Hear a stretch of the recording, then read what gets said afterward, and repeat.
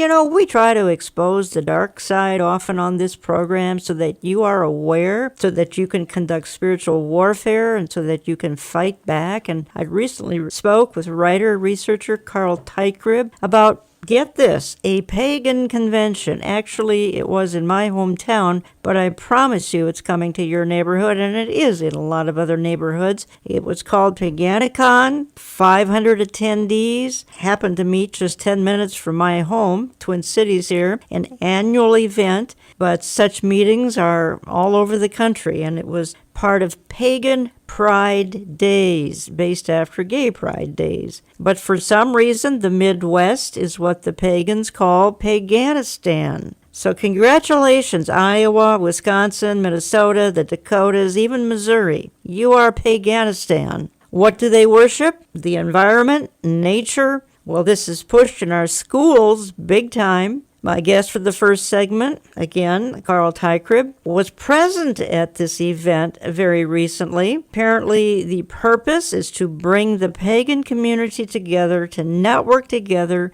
build each other up, sort of in the faith, and put a larger footprint down in the culture. Welcome, Carl Teichgrib. And by the way, Carl, this sounds like a church meeting.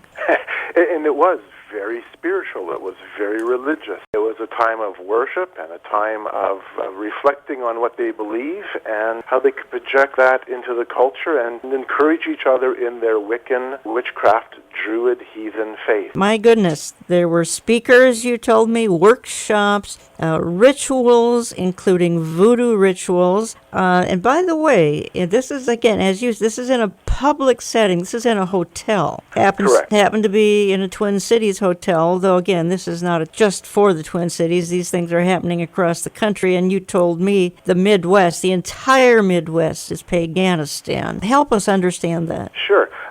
I had asked one of the attendees, how do you pronounce this? Because it was spelled Pagan, P-A-G-A-N, and then I-C-O-N. So I was always pronouncing it Pagan Icon. And he said, no. He says, because he realized I was from out of the country, he said, the pagan community in the Midwest is so large, and it is growing, and we have such a footprint here. We call this part of the country Paganistan, as in their own homeland, their own nestling place. And that, for me, was a bit of an eye-opener. They hope to establish pagan community centers, probably for recruiting, and they could be targeting children, teens. I have the printed program in front of me, Carl. Paganicon, A Journey to the Underworld. Let me just read a paragraph, kind of an introductory paragraph, and it says this. Welcome to, this is the term Paganicon. From all parts of the world come myths and legends about the underworld, a mysterious and shadowy place beyond ordinary human experience. The underworld is the realm of the dead, the destination of human souls in the afterlife, and the home of the ancient ones. In some traditions, it is also the home of non-human, supernatural, or otherworldly beings. Some shamanic practitioners view it as the home of plant, animal, and ancestral spirits. Dropping down, imagine for a bit that you are Alice, the much-loved character from Lewis Carroll's novels Alice Adventures in Wonderland and Through the Looking Glass. You have stepped through the looking glass, and instead of fantastical journey to Wonderland, you find yourself on a journey to the underworld. And then it says, what would that journey be like, and what would you find when you reached your destination? I don't know if they know this or not, Carl Teichgrib, but I think they're sort of celebrating the fact that they are going to hell. And that's kind of what it felt like. In fact, the opening ritual was all about a journey into the underworld.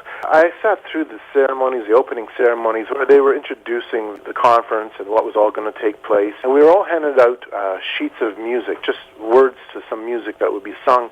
And so I ended up in the processional as they moved from the ceremony room to the ritual room, and they were singing this song, Draw near and fear not. Down we go to the world below. We bring with us a light to show. Up we rise with the dark in our eyes. We bring to light the peace of the night. And as we were walking, and I was listening to hundreds of people chanting this song as they went into the ritual room, and that's where I broke away, and I just stood off to the side to kind of watch from a distance. This was a celebration of their journey, literally into Hades. This was a celebration of a journey into the underworld. This is the descent into darkness. This is not a good place. They talk about Hades here, so I think they know what they're doing. Yeah, and I would agree with you. In fact, during one of the workshops, the question was asked, how many in the room, and there was maybe 80 of us in the room, how many in the room came out of a pagan household? A couple of hands went up. And now understand, in the context of our discussions, they were talking about Christianity, and so the question was asked, how many came from another religion or came out of a religious household? And by reference to that, they were meaning Christianity. And hands shot up across the room. So many came out of, we don't know if it's evangelical background, but they came out of some kind of a Christian background. Who knows? Catholic, mainline, Protestant, hard to know. And they left that for voodoo rituals, basically what it gets down to. They left it for all things dark, occultic practices. I see in the printed program references to witchcraft and paganism and shamanism. And then, Carl, I see a whole page here, a whole page. Children's programming, 9 a.m., exploring the underworld with Snake. 11:30 a.m., rainstick myths and making. Another one, ritual movement for kids. Did you see any kids participating here? Oh, yes, I saw children all the time, and this is important for your audience to know, and that is that this event, with about 500 witches and warlocks, druids involved, was demographically diverse. We had people who were in their, professional midlife stage, we had retirees, we had little children, we had infants, we had school children. It was people from every walk of life. We had teachers and professors. We had people who were homemakers.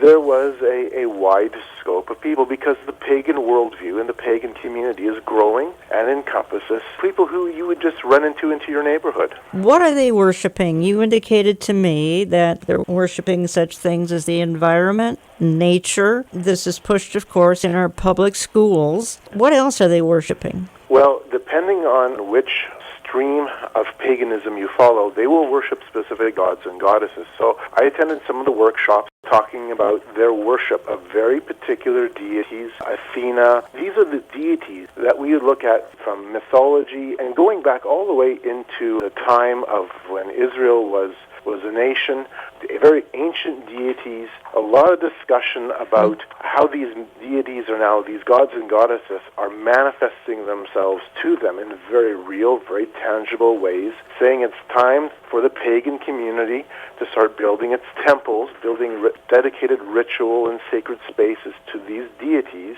They firmly believed it was time for an ancient future worldview where these entities from ages past are now being venerated by the pagan community, because it's always been about those old deities. That definitely had a very large part of Paganicon. You're listening to Understanding the Times Radio. I'm Jan Markell, and I'm talking to Carl Tykrib. He headquarters in Canada, and he's a researcher, a writer, and he attended a pagan sort of convention, happened to be held in Minneapolis, St. Paul, which is where I headquarter, happened to be 10 minutes from where I live. Paganicon, it was called, A Journey to the Underworld. Well, this was not just a local event. These are spreading across the country. They've targeted the Midwest so heavily, Iowa, Wisconsin, Minnesota, Dakotas, even Missouri. They call this part of the country Paganistan. Carl, I think you would agree that this paganism is growing. Is Paganistan coming to a neighborhood near every listener? I would think so. First of all, the worldview is embedded across the Western world. But more than that, there's something called the Pagan Pride Project, or Pagan Pride Days. You can go on their webpage, and they will list dozens and dozens and dozens of pagan pride events, which are public relations and public events, public campaigns to bring awareness to paganism, to campaign for paganism across cities, across your country in different cities, from Austin, Texas, to Rhode Island, to Oklahoma City, to Fargo, Moorhead, North Dakota, Minnesota, West Virginia. There are dozens. And what that tells me, and this came out at Paganicon as well, is that the pagan movement is growing. It is advancing. It has energy and steam. It is moving forward. And that's understandable, Jan, because we're living in an age where we have rejected Christianity. Yes. We've rejected as well flat-out materialism and modernity. We entered an age of postmodernism, which really is asking a lot of questions but doesn't really give us a grounding or answer or something we can hang our hat on. So what's left? What else is left?